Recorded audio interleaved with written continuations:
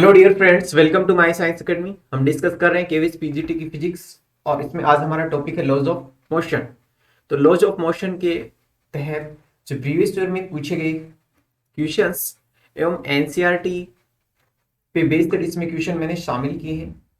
तो देखते हैं लॉज ऑफ मोशन से रिलेटेड महत्वपूर्ण प्रश्न। तो देखिए फर्स्ट प्रश्न है, प्रक्षेप्य की गति का समीकरण y equal to 12x minus 3/4x² है तथा वेग का क्षैतिज घटक 3 मीटर प्रति सेकंड है, तो प्रक्षेप्य की परास क्या होगी।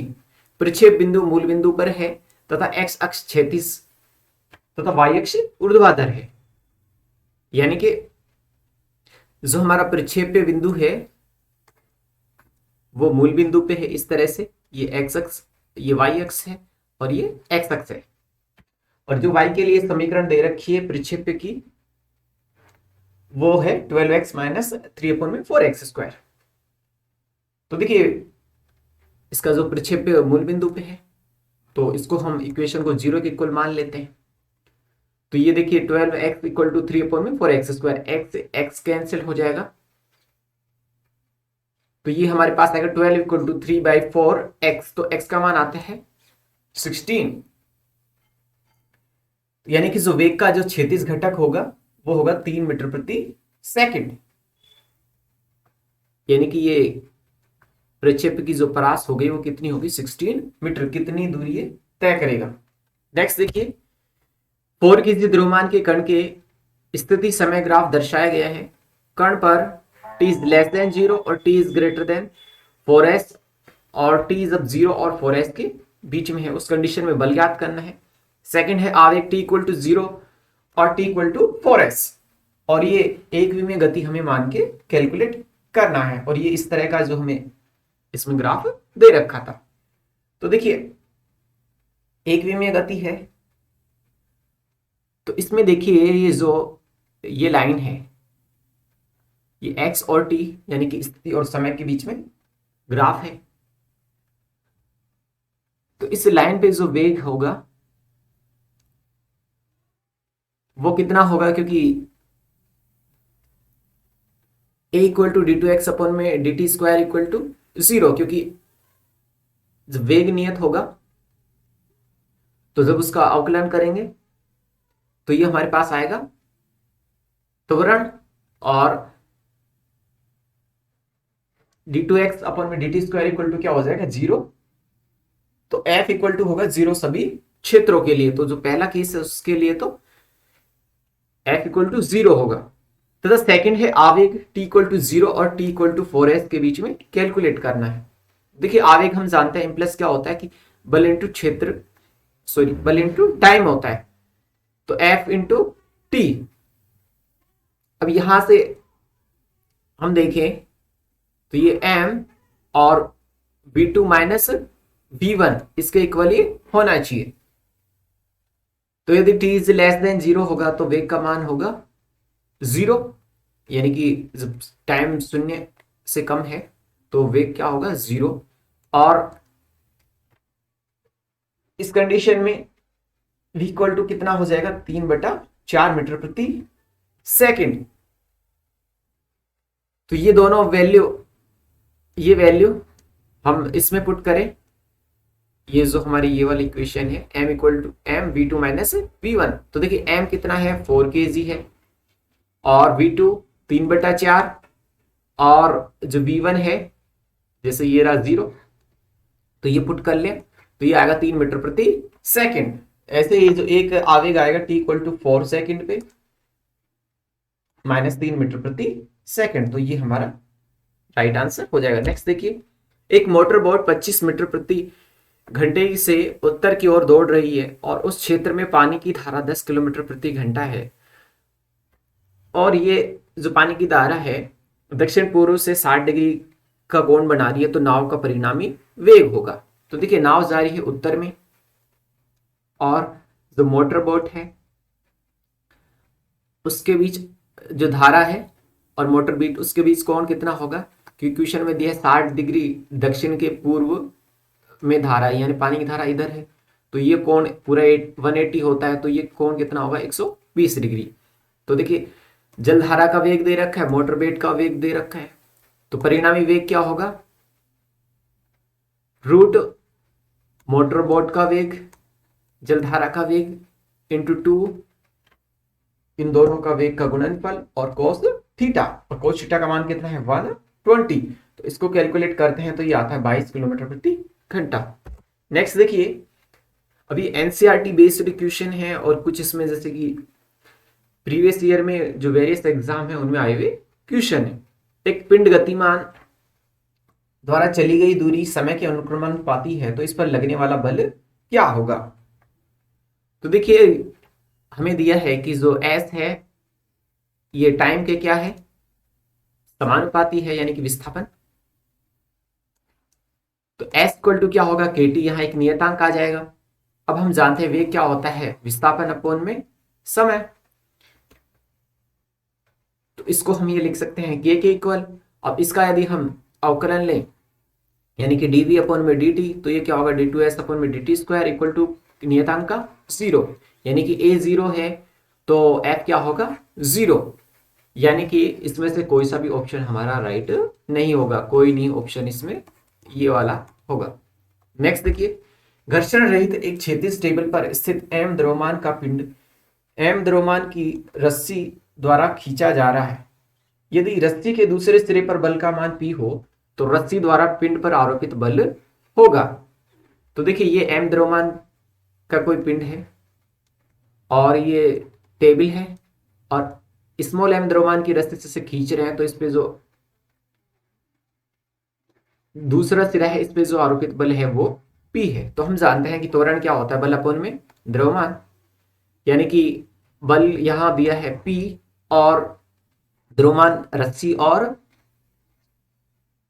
जो m द्रव्यमान है इन दोनों का द्रव्यमान कुल द्रव्यमान होगा, यानी कि m प्लस स्मॉल m। तो F इक्वल टू क्या होता है ma, तो ये का मान इसमें पुट कर दे तो हमारे पास ये राइट आंसर होगा इसमें B, Pm अपॉन में m प्लस m। अब देखिए एक स्थिर वस्तु 3 समान द्रव्यमान के टुकड़ों में विस्फोटित होती है। इनमें से एक टुकड़ा पूर्व दिशा में 24 मीटर प्रति सेकंड, दूसरा उत्तर की दिशा में 18 मीटर प्रति सेकंड से गति करता है। तीसरे टुकड़े की चाल क्या होगी। तो देखिए एक टुकड़ा जा रहा है उत्तर में, इसका जैसे द्रव्यमान है वो हम m1 मान लेते हैं, और दूसरा टुकड़ा जा रहा है पूर्व में, उसका द्रव्यमान m2 मान लेते हैं, और उसका संवेग जैसे इसका संवेग m1 मान लिया तो इसका द्रव्यमान m1, इसका द्रव्यमान m2, तो इसका संवेग p2। अब एक जो तीसरा टुकड़ा इधर जा रहा है तो इसका द्रव्यमान हम m मान लेते हैं।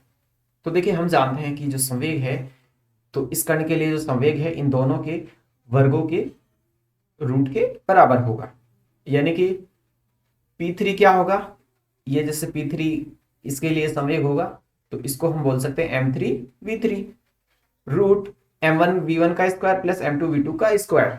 तो m1v1 का स्क्वायर, देखो ये हमने मान लिया कि जो तीनों कण हैं उनका जो द्रव्यमान है वो क्या है, समान है, इक्वल टू m।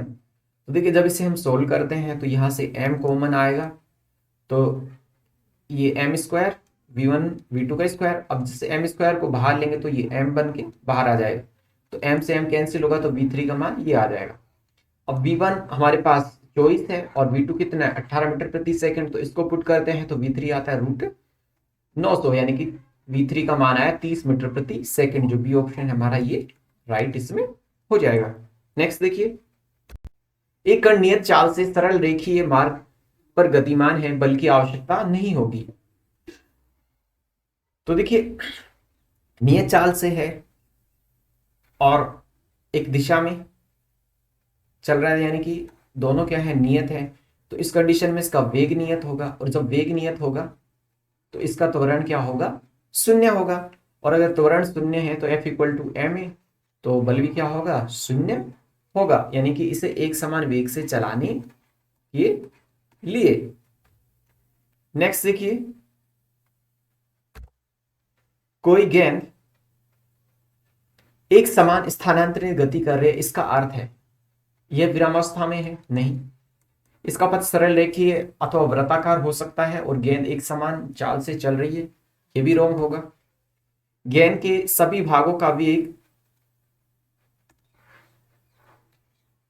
परिमाण एवं दिशा समान है तथा यह वेग नियत है, तो ये वाला ऑप्शन हमारा राइट होगा। नेक्स्ट देखिए, द्रव्यमान m के एक कण की गति s equal to u t plus half g t square से वर्णित है, तो उस कण पर लगने वाला बल क्या होगा। तो देखिए जो गति का समीकरण दे रखा है, जो विस्थापन s equal to u t plus half g t square, तो देखिए वेग क्या होता है ds अपन में dt, यानी कि जो विस्थापन है उसका समय के साथ अवकलन। अब इसका समय के साथ अवकलन लेंगे तो इसका आएगा u, और यहां से जो टी स्क्वायर का आएगा 2t, तो v equal to u plus g t. अब हम जानते हैं त्वरण क्या होता है dv अपॉन में dt, तो इसका जब हम t के सापेक्ष अवकलन लेंगे तो ये क्या आएगा ओनली g से ऐसे चले जाएगा u का 0, तो f equal to m a, तो ये पुट किया तो f equal to m c, यानी कि ये जो डी ऑप्शन है हमारा राइट होगा। देखिए, विराम अवस्था में गति आरंभ करने वाली m द्रव्यमान की किसी कार का 2 सेकंड में पूर्व दिशा में वेग v vector equal to v i, जहां v इज ग्रेटर देन 0 हो, तो यह मानते हुए कि कार एक समान त्वरण से गति कर रही है, तो कार पर लगने वाले बल का परिमाण होगा। तो देखिए हम जानते हैं कि जो F इक्वल टू क्या होता है dp अपॉन में dt, यानी कि जो संवेग संरक्षित रहता है, तो P इक्वल टू क्या होता है mv। अब जो इसको यदि हम इस तरह से लिखें कि m dv अपॉन में dt, तो जो प्रारंभिक वेग और अंतिम वेग का अंतर v माइनस यू। अब जो अंतिम वेग v है और प्रारंभिक वेग u, तो इसको हम 0 मान लेते हैं। अपन में डेल्टा टी कितना दे रखा है 2 सेकंड, तो 2 सेकंड पुट किया तो ये आया f equal to M v by 2। तो देखिए पूर्व दिशा में गति कर रही है, तो पूर्व दिशा के अनुदिश होगा और सड़क और टायरों के बीच घर्षण के कारण होगा। नेक्स्ट देखिए, एक द्रव्यमान m प्रारंभ में विरामावस्था में है, इस पर नियत बल लगाया जाता है, तो दिए गए विस्थापन के लिए इसमें उत्पन्न वेग समानुपाती होगा। तो देखिए विरामावस्था में है, बल नियत है, यानी कि m इक्वल टू नियत, या a इक्वल टू क्या होगा यहां से f बाई एम। अब v square equal to u square plus 2s गति का जो हमारा समीकरण है, जो प्रारंभिक वेग 0 होगा क्योंकि विरामावस्था में 0, और a का मान यहां से पुट कर लेते f by m into s, तो v equal to root 2f by m s, यानी कि ये v is proportional to 1 upon root m। ये आरपीएससी सेकंड ग्रेड में पूछा हुआ क्वेश्चन है। नेक्स्ट देखिए, 100 केजी द्रव्यमान की किसी तोप से 0.020 केजी का गोला दागा जाता है, यदि गोले की नालमुखी चाल 80 मीटर प्रति सेकंड है, तो तोप की प्रतिक्षेप चाल क्या होगी। तो देखिए संवेग संरक्षण के नियम से जो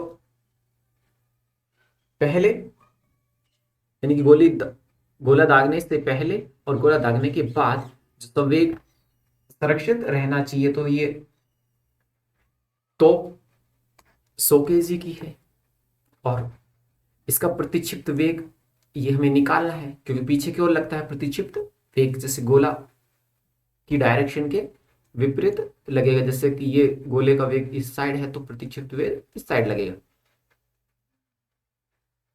तो m v equal to m u, small u जो स्मॉल वी है वो क्या है, जो गोले का वेग है, और स्मॉल एम क्या है,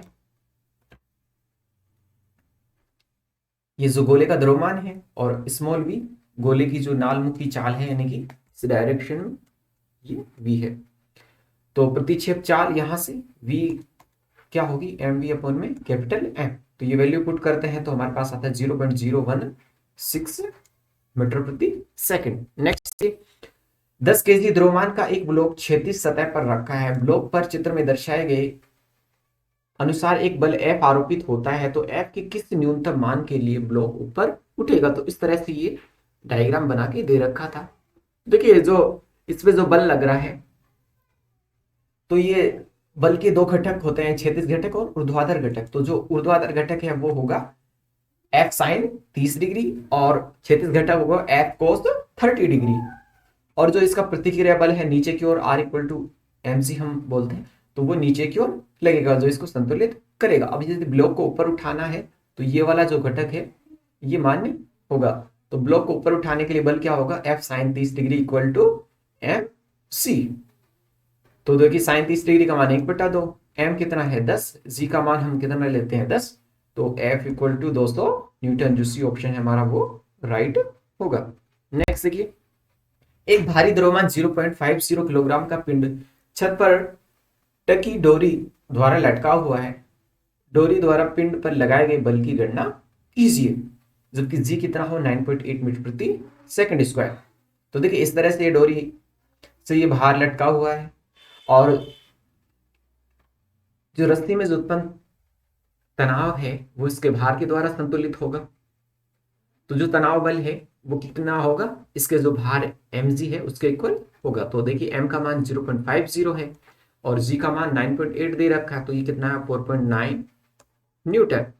नेक्स्ट देखिए, कणों के बीच संगठन में संवेग संरक्षण का अवबोधन किस आधार पर किया जाता है, ऊर्जा संरक्षण के आधार पर नहीं, केवल न्यूटन के प्रथम नियम के आधार पर नहीं, केवल न्यूटन के द्वितीय नियम के आधार पर हाँ किया जाता है, लेकिन न्यूटन का तृतीय नियम भी इसमें शामिल होता है। तो डी ऑप्शन हमारा राइट होगा।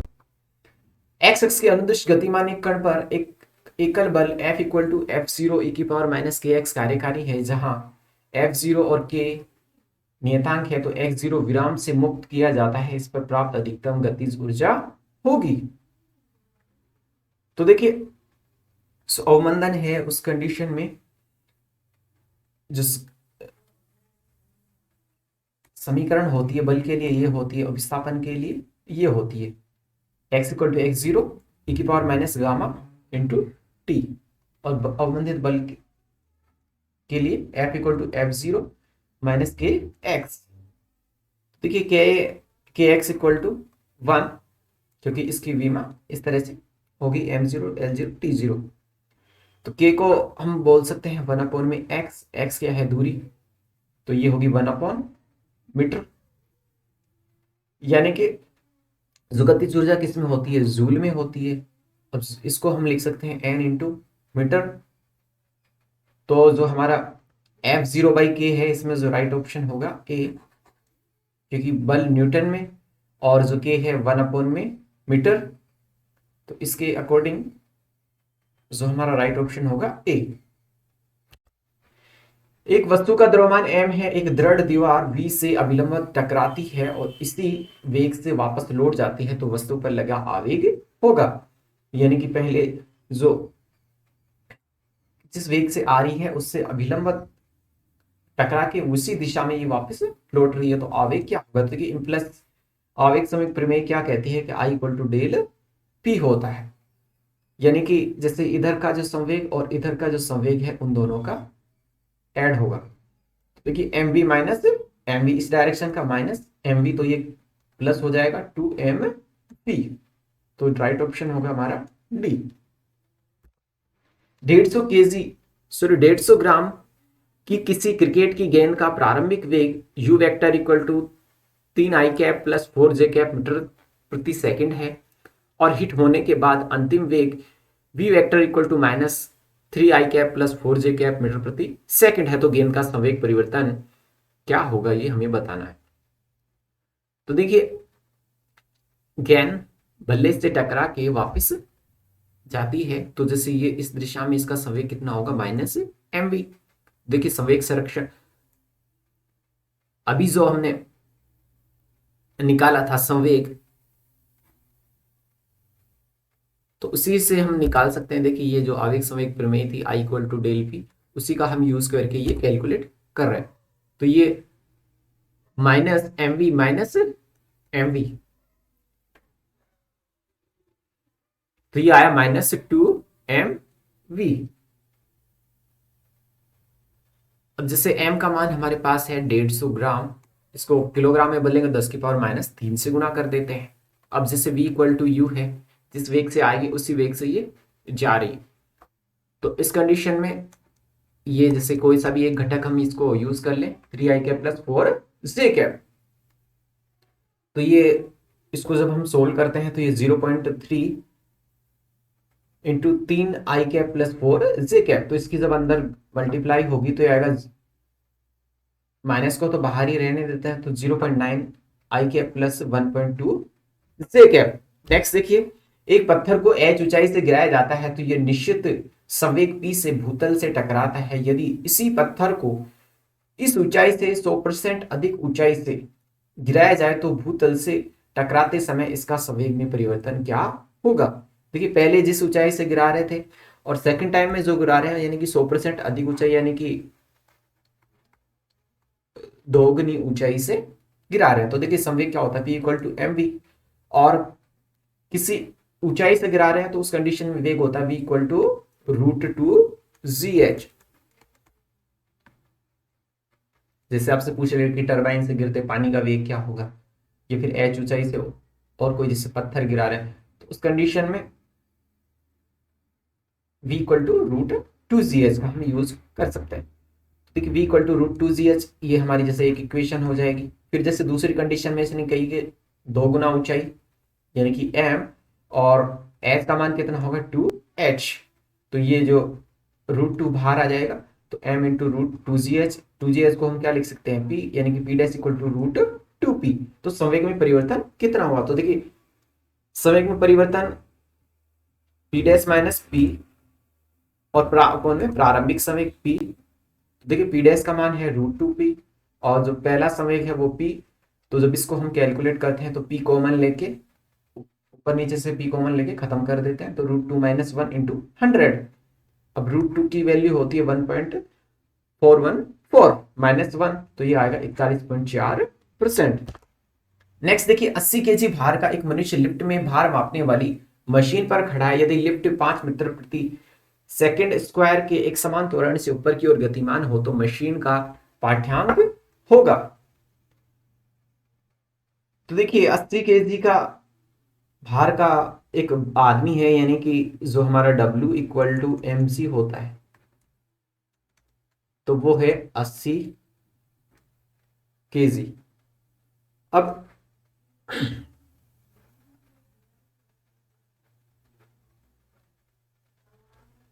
जो लिफ्ट है एक समान त्वरण से ऊपर की तरफ जा रही है, यानी कि जब लिफ्ट ऊपर की तरफ जाएगी तो उस कंडीशन में क्या होता है कि जो भार है,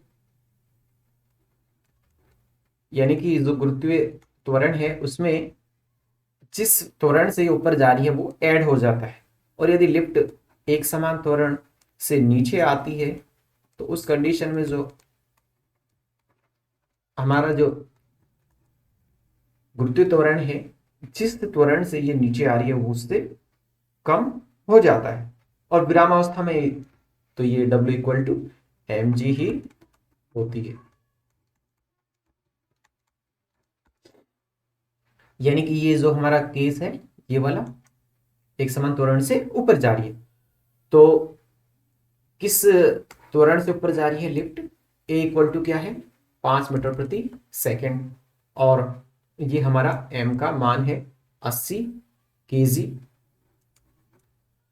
तो यहाँ जो g होगा, क्योंकि ऊपर जा रही है तो इसमें g प्लस a, यानी कि 10 प्लस 5 यानी 15 यानी कि 1200 न्यूटन। सी ऑप्शन हमारा इसमें राइट होगा। नेक्स्ट देखिए,